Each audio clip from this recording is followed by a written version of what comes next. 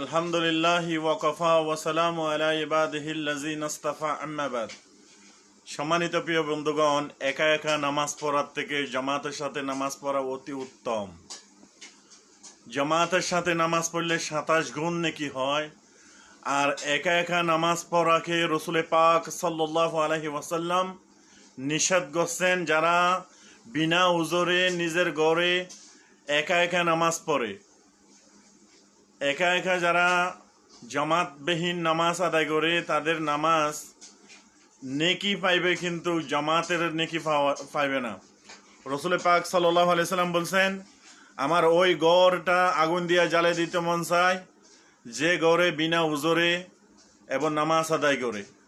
তাইলে আল্লাহ রসুল সাল্লাল্লাহু আলাইহি ওয়াসাল্লাম কি পরিমাণ নারাজ। এজন্য যেখানে আজান হয় সেখানে অবশ্যই কষ্ট হইলেও অসুস্থ হন, আল্লাহর সন্তুষ্টির জন্য জামাতের সাথে নামাজ আদায় করুন।